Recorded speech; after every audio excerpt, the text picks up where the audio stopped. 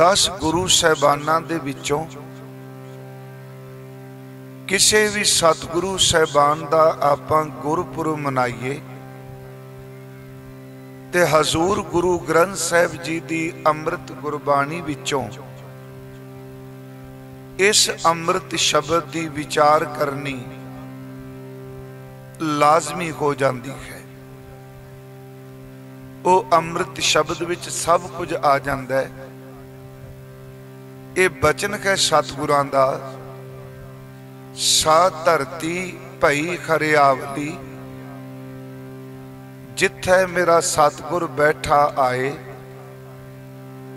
से जंत भय खरियावले, जिन्नी मेरा सतगुर देखिया जाए। धन धन पिता, धन धन कुल, धन धन सो जननी जिन गुरु जनिया माए। अगला वचन, धन धन गुरु जिन्नी नाम आराध्या, आप धरिया, जिन्ना डिठा तिन्ना लै छड़ाए। ये अमृत बचन सतगुरु गुरु रामदास ने उच्चारण किए।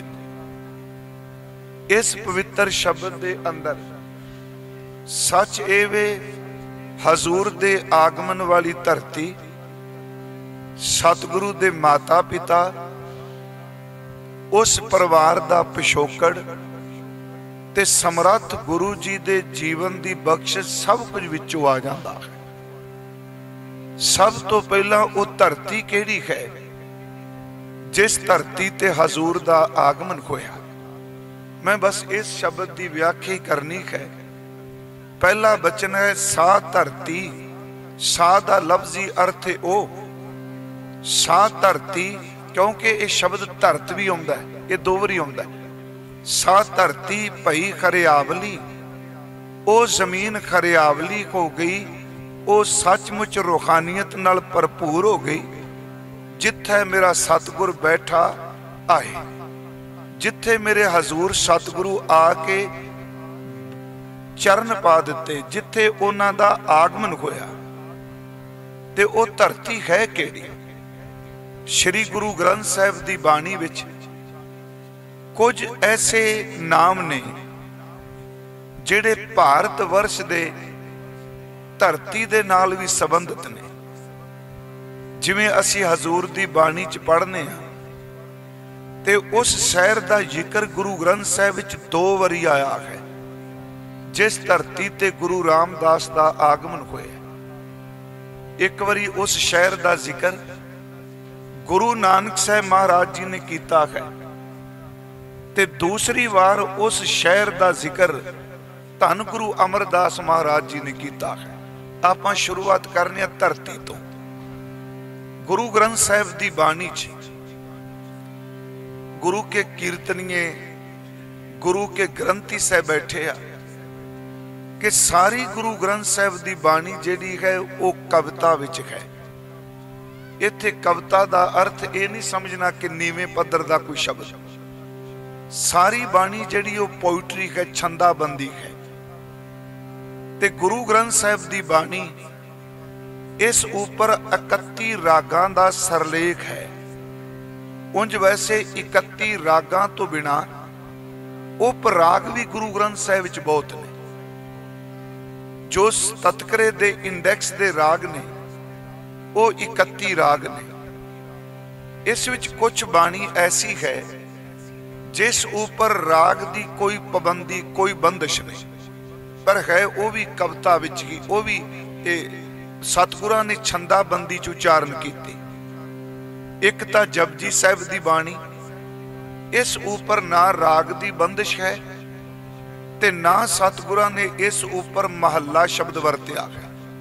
इस बाणी ऊपर कोई पाबंदी नहीं।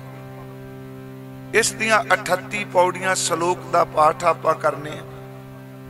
उस तो बाद उस वक्त दा जिहड़ा नितनेम सी रोजाना दा गुरु अर्जुन देव जी तक, उसका फिर जिक्र दातार ने किया है।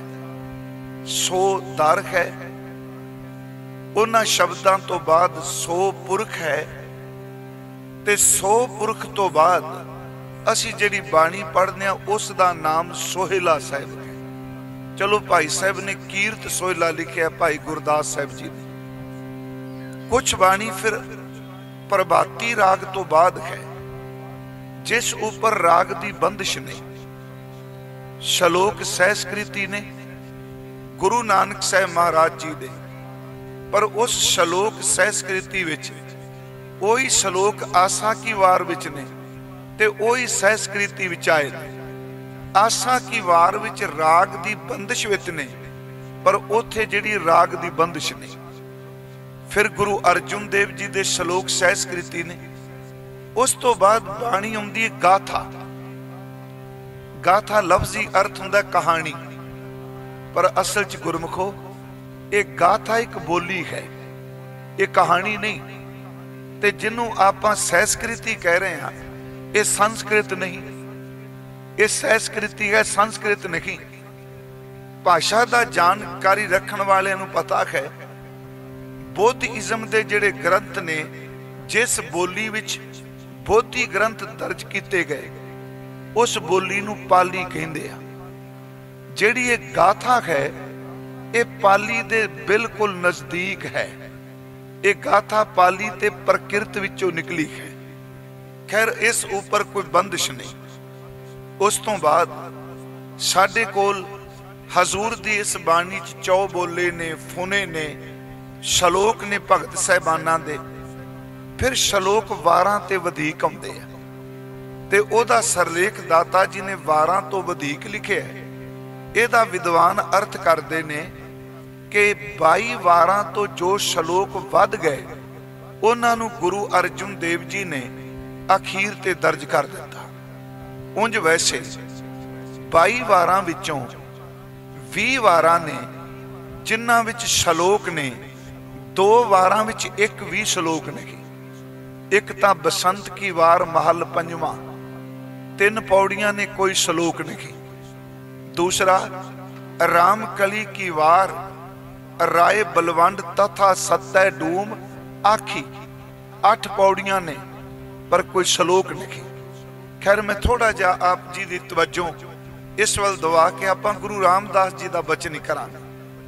ਮੈਂ ਆਪ ਨੂੰ ਤਾਂ ਕਿਉਂਕਿ ਗੁਰੂ ਨਾਨਕ ਸਾਹਿਬ ਦਾ 550ਵਾਂ ਪੁਰਬ ਸਿੱਖ ਬੜੀ ਭਾਵਨਾ ਨਾਲ ਮਨਾ ਰਹੇ ਨੇ, ਤੇ ਮੈਂ ਇੱਕ ਬੇਨਤੀ ਹਰ ਥਾਂ ਕਰਨਾ, ਸਾਧ ਸੰਗਤ ਜੀ ਸਭ ਨੂੰ ਬੇਨਤੀ ਕਰਨਾ ਕਿ ਜਿਤਨਾ ਵੱਧ ਤੋਂ ਵੱਧ ਹੋ ਸਕੇ ਜਪਜੀ ਸਾਹਿਬ ਦੇ ਪਾਠ ਜ਼ਰੂਰ ਕਰੋ। ਮੈਂ ਤਾਂ ਇਹ ਕਹਿਣਾ ਕਿ ਜੇ 550ਵਾਂ ਪੁਰਬ ਹੈ ਤੇ 550 ਪਾਠ ਹੀ ਇਸ ਸਾਲ ਵਿੱਚ ਪੂਰੇ ਕਰ ਲਈ ਜਪਜੀ ਸਾਹਿਬ ਦੇ। ਮੈਂ ਗਿਣਤੀ 'ਚ ਨਹੀਂ, ਪਰ 500 ਪਾਠ 50 ਪਾਠ ਜਿਹੜਾ ਕਰੇਗਾ ਇੱਕ ਸਾਲ ਨੂੰ ਸਮਰਪਿਤ ਰੱਖ ਕੇ ਕਰੇ। ਤੇ ਮੈਂ ਸਤਿਗੁਰੂ ਤੇ ਭਰੋਸਾ ਕਰਕੇ ਕਹਿਣਾ ਕਿ ਗੁਰੂ ਨਾਨਕ ਸਾਹਿਬ ਦੀ ਜਪ ਦੀ ਬਾਣੀ ਉਹਦੇ ਅੰਦਰ ਨੂੰ ਇੰਨੀ ਕੁ ਖਿੱਚ ਧੂਪ ਆਏਗੀ ਕਿ ਮਰਦੇ ਦਮ ਤੱਕ ਕਦੀ ਸਿੱਖ ਜਪਜੀ ਦਾ ਪਾਠ ਨਹੀਂ ਛੱਡ ਸਕੇ। ਜਿਹਨੂੰ ਪ੍ਰੈਕਟੀਕਲ ਤੌਰ ਤੇ ਆਪਾਂ ਨਾਵਾਂ ਗੁਰਮੁਖ, ਥੋੜਾ ਜਿਹਾ ਤੁਸੀਂ ਨਾ ਤੁਹਾਡੇ ਸ਼ਰਧਾ ਪ੍ਰਤੀ ਮੈਂ ਨਤਮਸਤਕ ਹਾਂ। ਮੈਂ ਚਾਹੁੰਦਾ ਆਪ ਜੀ ਦੀ ਸੇਵਾ ਕਰ ਸਕਾਂ। ਹੁਣ ਦੇਖੋ ਕਿ ਜਿਹੜੀ ਬੇਨਤੀ ਮੈਂ ਆਪ ਨੂੰ ਕੀਤੀ, ਗੁਰੂ ਗ੍ਰੰਥ ਸਾਹਿਬ ਵਿੱਚ ਸ਼ਲੋਕ ਵਾਰਾਂ ਤੇ ਵਧੇਕ ਵਿੱਚ ਸਭ ਤੋਂ ਪਹਿਲਾਂ ਉਸ ਧਰਤੀ ਦਾ ਵੀ ਜ਼ਿਕਰ ਹੈ ਜਿਸ ਧਰਤੀ ਤੇ ਗੁਰੂ ਰਾਮਦਾਸ ਦਾ ਆਗਮਨ ਹੋਇਆ, ਉਹ ਹੈ ਲਾਹੌਰ। ਗੁਰੂ ਨਾਨਕ ਸਾਹਿਬ ਦਾ ਬਚਨ ਹੈ 6 ਸ਼ਬਦਾਂ ਦਾ। ਇਹ ਸ਼ਬਦ 6 ਮੈਂ ਵਰਤਿਆ ਕਿਉਂਕਿ ਅੱਖਰਾਂ ਦਾ ਜੋੜ ਸ਼ਬਦ, ਪੂਰਾ ਚੌਪਦੇ ਨਹੀਂ। ਇਹ 6 ਲਫ਼ਜ਼ਾਂ ਦਾ ਸ਼ਲੋਕ ਹੈ। ਲਾਹੌਰ ਸ਼ਹਿਰ ਜ਼ਹਿਰ ਕਹਿਰ ਸਵਾ ਪੈਰ। ਇੱਥੇ ਪਹਿਲੀ ਵਾਰੀ ਇਹ ਸ਼ਬਦ ਆਇਆ ਲਾਹੌਰ। ਹੁਣ ਇਹਦੇ ਅਰਥ ਵਿਦਵਾਨਾਂ ਨੇ ਇੱਕ ਮਤ ਹੋ ਕੇ ਨਹੀਂ ਕੀਤੇ। ਲਾਹੌਰ ਸ਼ਹਿਰ, ਇਹਦੇ ਲਫ਼ਜ਼ੀ ਅਰਥ ਸੌਖੇ ਹੋ ਗਏ ਕਿ ਲਾਹੌਰ ਇੱਕ ਨਗਰ ਹੈ, ਸ਼ਹਿਰ ਹੈ। ਜ਼ਹਿਰ ਕਹਿਰ, ਇਹ 2 ਸ਼ਬਦ ਨੇ। ਉੱਥੇ ਜ਼ਹਿਰ ਵਰਤਦਾ ਪਿਆ, ਉੱਥੇ ਕਹਿਰ ਠਹਿਰਿਆ ਹੈ। ਤੇ ਨਾਲ ਗੁਰੂ ਨਾਨਕ ਸਾਹਿਬ ਕਹਿੰਦੇ ਸਵਾ ਪੈਰ, पर इत्थे ये नहीं लिखा सवा पैर अमृत वेला के सवा पैर दिन दा, पर सीधा शब्द वरत्या सवा पैर।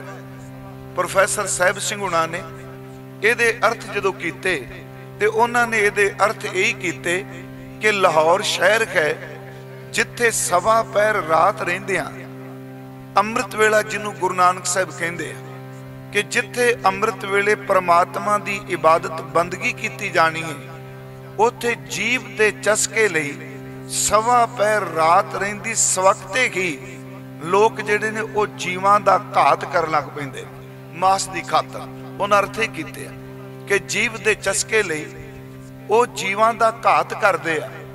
सवेरे सवेरे खून पिया वग रहा, वो कहते सवा पैर इस करके। कुछ विद्वानां दा मत है, प्रिंसीपल तेजा सिंह हुणी शब्दार्थ, वो कहते जदों बाबर ने हमले कीते ने ते लाहौर शहर ते भी उन्हें हमला कीता सी। वो कहते इंज प्रतीत हुंदा है कि उत्थे सवा पैर कतलो गारत होई होवे ते गुरु नानक साहब ने उस हमले नाल होए जुल्म के संबंध विच ये शब्द कह दिते होण कि लाहौर शहर जहर कहर सवा पैर, कि सवा पैर उत्थे कतल होए, उत्थे सचमुच हिंसा का तांडव होया। पर मैं एक बेनती करांगा कि अर्थां दे संबंधी कदी कोई बंदा दावा नहीं कर सकता। ये आप मेरी बेनती सुनियो। पिछले दिनी दास ने कनेडा विखे जपजी साहिब जी दे अर्थां दी सेवा महाराज जी ने लई 17 तो बाद वो PTC निरंतर चलाएगा। ते मैं उत्थे एक बेनती की जी कि जपजी साहिब दी जिहड़ी बाणी मैं दोनों पक्ष रख रहा, महाराज गुरु नानक साहिब दा भी ते गुरु रामदास जी दा। जपजी साहिब दी बाणी पहलियां 4 पौड़ियां दी जिन्हों समझ पै जाए उन्हों सारा जपजी साहिब समझ पै जाना है। जिन्हों जपजी साहिब दी समझ पै जाए उन्होंने पूरे गुरु ग्रंथ साहिब दा सिद्धांत समझ पै जाना है।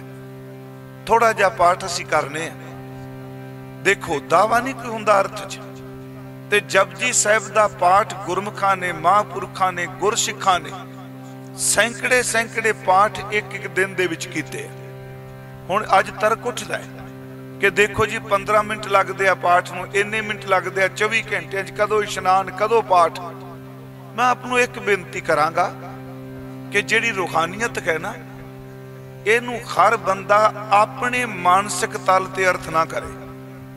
जिवें मैं एक उदाहरण देवां कि मान लो एक पहाड़ की चोटी ते 2 बंदियां ने चढ़ना, एक दा शरीर का भार ही ज्यादा है, ਉਹਦਾ मान लो 150 किलो भार होवे ते 4 कदम चढ़े ते साह नाल खफन लग पे, ते एक दा भार थोड़ा होवे जिहदा थोड़ा भार है वो जल्दी नाल शिखर ते पहुंच जाता है, ते जिहदा भार इन्ना ज्यादा है वो कहेगा किवें हो सकदा, मैं नहीं चढ़ सकदा, तू किवें चढ़ सकदा। हुण पहाड़ी तां इक्को ही है, जिहदा भार थोड़ा है फुर्तीला बंदा है वो छाला मारदिया चोटी ते चला गया, ते दूसरा कहेगा मैं किवें। चेते रखियो जिस बंदे दी सुरत बिल्कुल मैल तो रहत है, निर्मल है, कोई वासना दा पार नहीं, जिन्ने चिर च आपां जिन्नी सुरत टिकी होवेगी उन्ना जल्दी शब्द उहदे अंदर प्रवेश करेगा। ते जिस बंदे दी सुरत ही खिंडी हुई प्यारियो वो कई बारी घंटे विच भी जपजी साहिब नहीं कर सकता। मैं इस करके बेनती की इस बाणी का पाठ गुरसिखां ने किया। सब तो ज्यादा टीके सैकड़े लफ्ज वरतां ते अत कतनी सैकड़े टीके जपजी साहिब दे होए। गुरु हरगोबिंद साहिब महाराज उन्हां दा अस्थान है आप जी दे नगर च ना। गुरु हरगोबिंद साहिब ने जपजी साहिब दे अर्थ कीते ने जी, कथा कीती। जदों सतगुरु कश्मीर गए ना ते रस्ते विच संगत ने बेनती की महाराज सच्चे पातशाह कि आप जपजी साहिब दे अर्थ सानू सुनाओ। ते गुरु हरगोबिंद साहिब जी ने अर्थ शुरू किए। ते जिस दिन जपजी साहिब दे अर्थां दा भोग पिया, केती छुट्टी नाल श्लोक संपूर्ण किया ते संगत ने शुकराने वजों गुरु हरगोबिंद साहिब दा धन्नवाद किया कि महाराज सच्चे पातशाह जी कि आप जी ने जपजी साहिब दे अर्थ किए, आप जी दा शुक्र। मेरा ख्याल हर कथा वाचक नूं इह गल सुननी चाहिए है। सतगुरु गुरु हरगोबिंद साहिब कहंदे साध संगत जी कि तुसी साडा धन्नवाद कर रहे हो, इस करके असी जपजी साहिब की कथा की। बचन सुनने वाले ने कहन लगे जिन्नी सानू समझ पई असी जपजी साहिब दे अर्थ कर दिते, पर सही अर्थां विच जपजी साहिब दे अर्थ केवल गुरु नानक साहिब ही जानदा है। कहंदे असी जो समझ पई बोल दिता।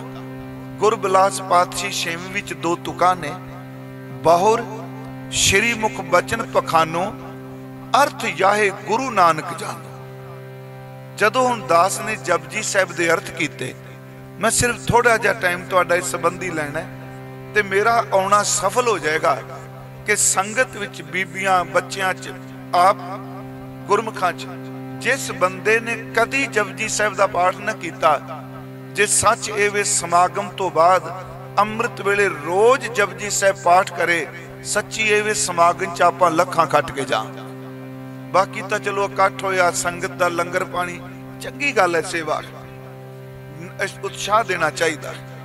हुण जदों असीं जपजी साहिब दा पाठ करने, सब तो पहला आप जी पहली पौड़ी दियां अंतलियां तुकां पढ़ो। उस विच एक सवाल है कि किव सचियारा होई है, किव कूड़ा टुटा है पाल। एक क्वेश्चन है, यह सवाल है। किव दा अर्थ किवें, ते ए गुरमुखो चेते रखियो उस वक्त दी पंजाबी सी। हालां बाणी विच किवें शब्द भी आया, पर पुरातन जिहड़ी पंजाबी अज तो 1000 साल पहला बोली जाती सी। मैं शब्द वरतां कि जिहड़ी उदों शब्द बोले जाते सन, उदों केव, जेव, तेव, एव, ये शब्द बड़े वरते। गुरु काल विच ये शब्द वरतींदे रहे, पर अजकल असीं जेव नहीं वरतदे, तेव नहीं, असीं ज्यों त्यों क्यों ये लफ्ज वरतने। गुरबाणी विच ये भी आया, उस वक्त शब्द नवे नवे आ रहे सन। जिवें जपजी साहिब विच किव कर आखां, किव सालाही, ये पुरातन पंजाबी है किव, ते अगे है क्यों वरनी, किव जाना, क्यों भी आ गया। हुण इत्थे सतगुरु जी कहंदे ने किव सचियारा होई है, किव कूड़ा टुटा पाल। इंसान प्योर किवें होवे, ये जियों निर्मल किवें होवे। जिन्हों गुरु गोबिंद सिंह जी कहंदे आ नखालस, एक खालसा किवें बने। ते ओहदे नाल कहा भी इहदे ना प्योर होण दा कारण, इहदे ना शुद्ध होण दा कारण कि इहदे ते परमात्मा दे दरम्यान एक पर्दा है, एक कंध है। ओनू गुरु नानक ने कूड़ क्या है। किव सचियारा होई है, किव कूड़ा टुटा पाल। अगला सवाल है कि की गुरु नानक साहिब जी आप जी तो पहला किसी ने इस अंदर दी सूक्ष्मता दा कोई साधन नहीं अपनाया? कि आप जी तो पहला किसी ने यह सोच नहीं पूरी किसी नूं कि अंदर किवें सुच्चा होवे? महाराज जी कहंदे हाँ, 4 तरीके अपनाए गए, पर वो 4 तरीके सार्थक नहीं होए। महाराज जी केड़े? वो फिर 4 वचन पढ़ो। सोचै सोच ना होवई, जे सोची लख वार। इस तुक नूं सोचै, पहला सोचै दा अर्थ है इशनान, ते दूजे सोच दा अर्थ इशनान नहीं, दूजे सोच दा अर्थ है मन की पवित्रता। फिर सुनो, सोचै सोच ना हो वई। ते इत्थे मैं एक अर्ज करांगा, मैं अक्सर सारियां थावां ते कह रहा, गुरमुखो पाठ संथ्या लेके करियो। ठीक है, पंजाबी आप नूं आउंदी है, आप जी दे कोल ग्रंथी साहब ने, गुरमुख प्यारे ने। हुण कई सज्जन पहली तुक तो अशुद्ध पाठ करते। पहली गल तो पहला चच्चे नूं लां बोलदे, दलावां बोलदे नहीं। सोचै सोच, ते अगला शब्द, अगला जिहड़ा ना नहीं हैगा, पर सारे तकरीबन 99% बंदे नन्ने नूं कन्ना ला के बोलते, पर उत्थे ते कन्ना लगे ही नहीं। जिहड़े कविता जानते हैं, जे कन्ना लग जाएगा मात्रा वध जाएगी। गुरु साहब ने उत्थे ना नहीं वरतिया, उत्थे ना। सोचै सोच ना, सोचै सोच ना हो वई। फिर बेनती, अक्सर साडे संगत हो वई हागे नूं होड़ा, वावे नूं बिहारी बोल दिंदे आ खोवी, पर उत्थे पाठक है खाए नूं होड़ा वावा, ते ईड़ी नूं बिहारी है हो वई ते होवी। दोनों च जमीन समान दा फर्क। सोचै सोच ना हो वई, जे सोची लख वार। बाहर दे इशनान नाल अंदर सुच्चा नहीं होना। जे तू ये पाठ लख वार नहीं करना, लख वार वखरा वखरा पाठ है, लखा वार तू इशनान करें तेरा अंदर सुच्चा नहीं होना। अगे चुप्पै, पहला चुप्पै दा अर्थ है जबान दी चुप, ते दूसरे चुप दा अर्थ है मन दा अफुर हो जाना, फुरने ना उठने। चुप्पै चुप ना होवई, इत्थे भी नन्ने नू कन्ना ने। चुप्पै चुप ना होवई, जे लाए रहा लिवतार, जे एक टक समाधि ला ला ते महाराज कहंदे ने जबान दी चुप नाल मन दे फुरने नहीं बंद होने। जबान चुप कर रहेगी पर मन तां फिर भी फुरने बनाई जाता है। ये लोकां ने तरीके अपनाए, पहला सुचमता, दूसरा मौनी मौनधारी होना, तीसरा गुरु जी कहंदे आ कि भुखिया। इहदा मैं पाठ भुखिया नहीं कीता, इत्थे भुखिया दा अर्थ है भुखे रिया वर्त रखिया। कई लोग वर्त इस करके रख दिया कि इस पदार्थ की मैनू प्राप्ति हो जाए। भुखिया भुख ना उतरी, जे बन्ना पुरियां भार। तेरे शरीर दे भुखे रहन नाल मन की भुख नहीं जानी, जे सारियां पुरियां दा खंडा ब्रह्मंडां दे पदार्थ भी तेरे कोल आ जाण।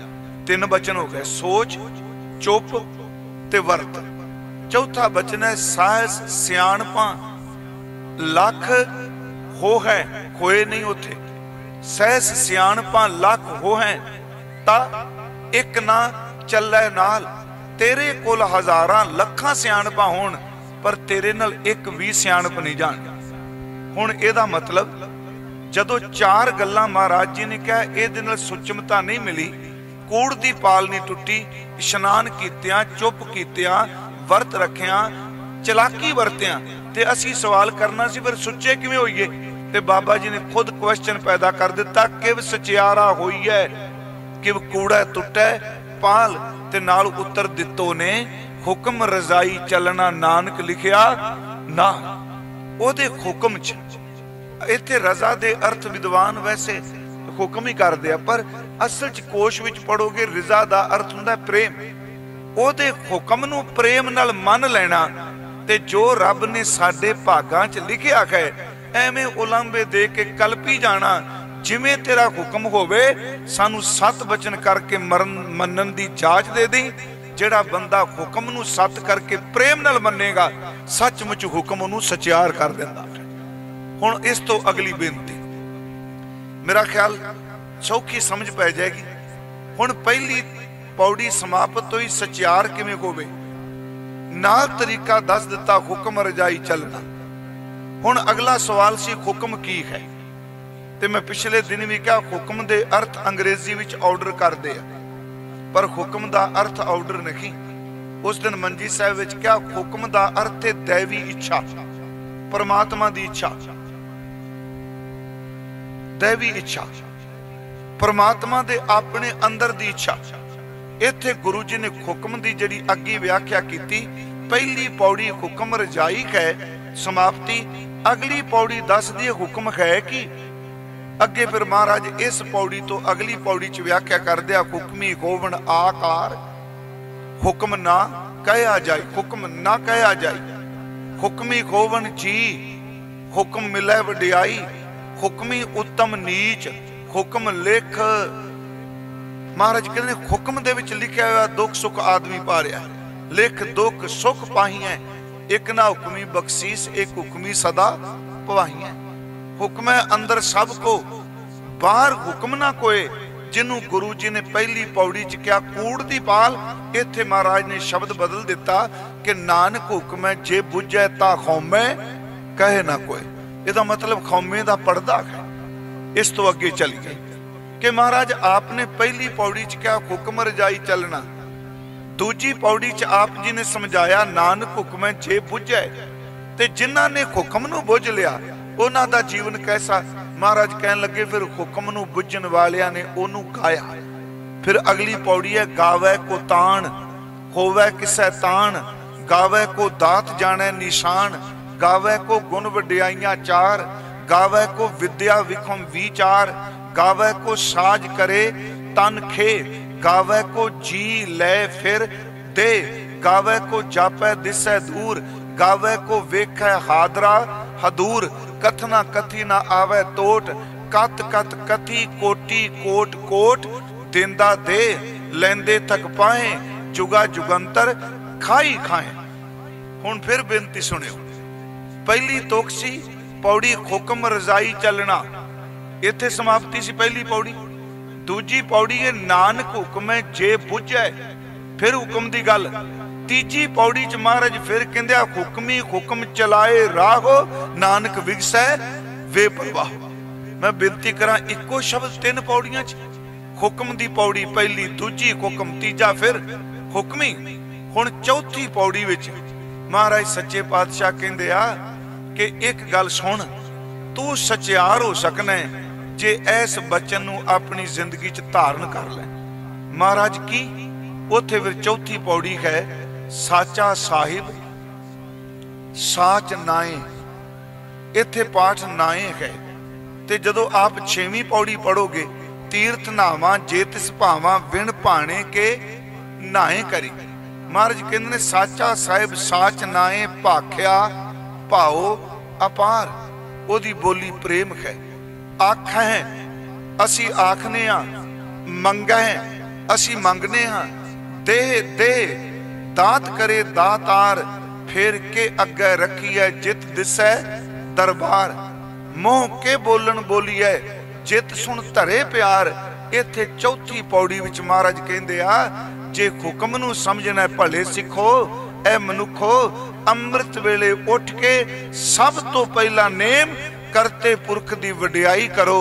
जेड़ा अमृत वेले उठ के करते दी वडियाई करेगा, सच ए वे कि हुक्म दी जाच भी आएगी मनन दी, ते परमात्मा नूं अंदर दी सचियारता बख्शेगा। फिर बेनती पहला सी किव सचियारा होई है, ते उत्तर सी हुक्म रजाई चलना।